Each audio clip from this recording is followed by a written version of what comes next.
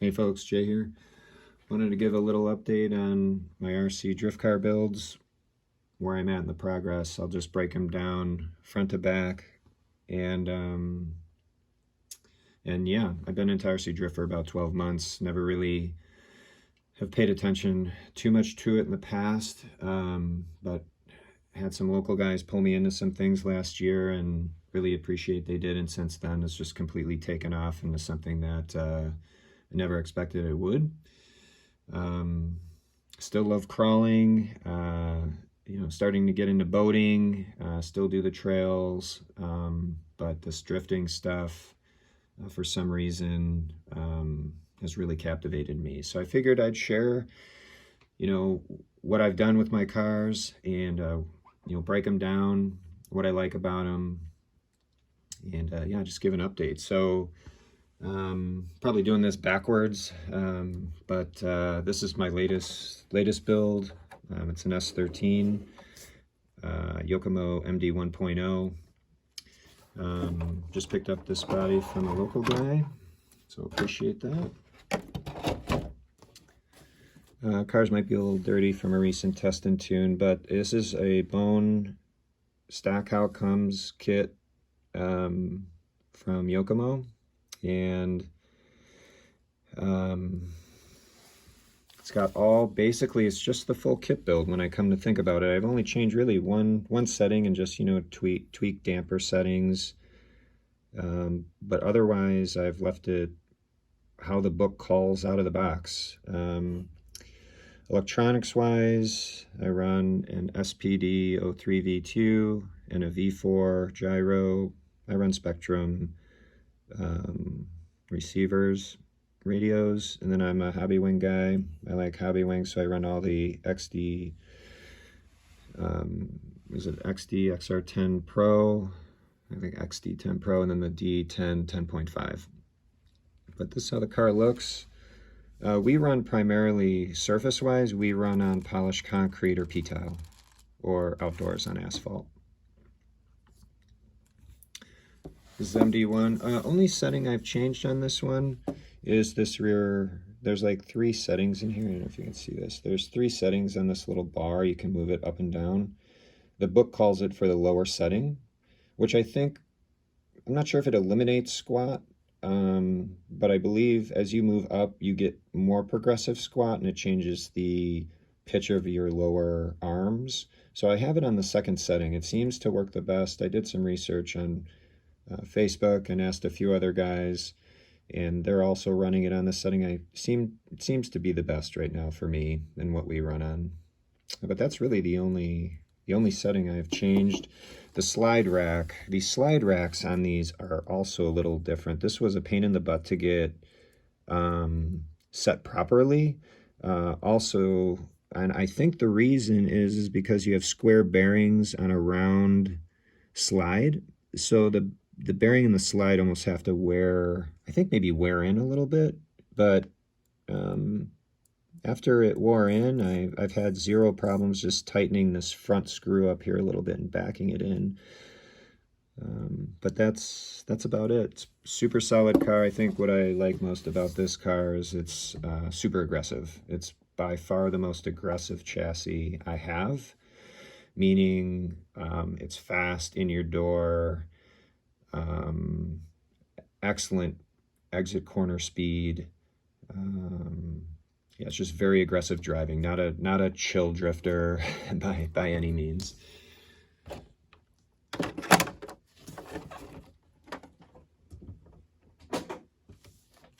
Next chassis is another S13. This is a RhinoMax.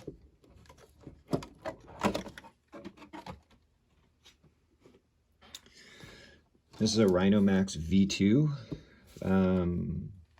So picked this up a few months ago. McPherson front suspension is totally different. That's actually why I picked it up. This thing is so unique. And I don't see a lot of them. I don't know if it's just because people don't post it, or I just don't see a lot of them. We have, seems like one guy here in the Midwest is consuming all the RhinoMaxes, but and I'm happy to be friends with them, but I think, you know, you don't see these too often, so I wanted to pick one up, and I'm really happy I did. This chassis, if you have an opportunity to get a RhinoMax and you're looking for a chassis, this chassis is one I would highly recommend, minus the MD1, which I just showed you. Chassis super smooth. Again, I run Yokomo servo, V4 gyro, pretty much the same Hobby Wings setup as in the MD1. And as far as how it's configured, I believe it comes like this out of the box. This is how it came. I just drive it and it performs. I really don't know too much about these. I'm still learning a lot. All I know is parts are hard to find. So yeah, this is RhinoMax V2.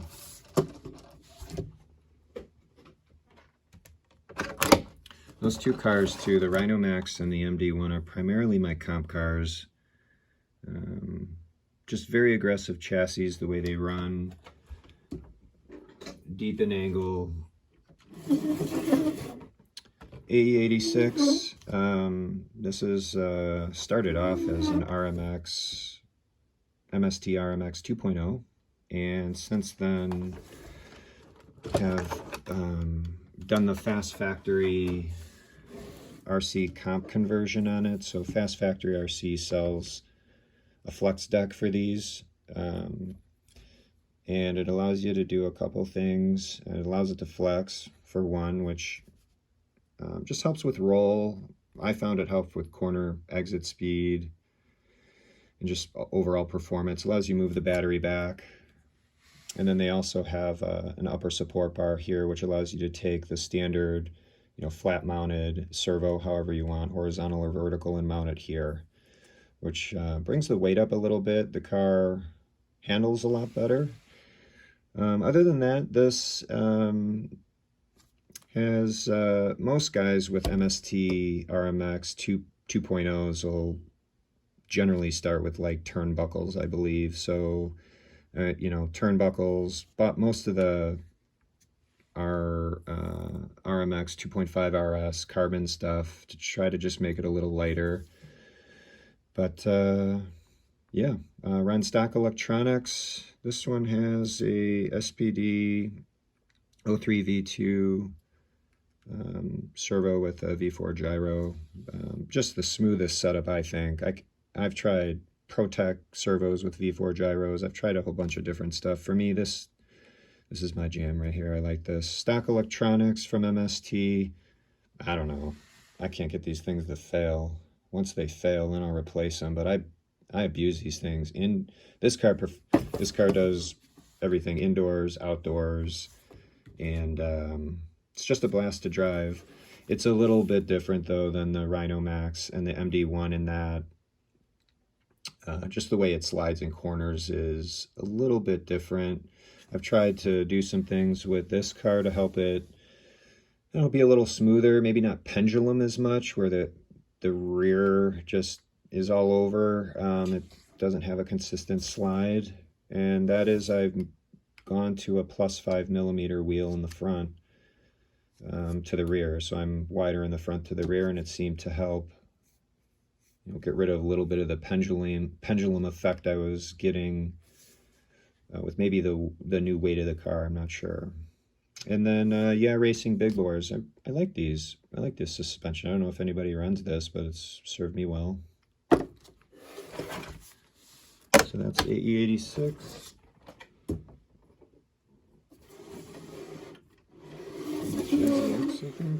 So another MST RMX. This is a 2.5 RS. This is more just my chill drifting car. This is actually the first chassis I bought about 12 months ago. I just can't get rid of this thing. It was completely set up when I got it, and I really haven't touched it since.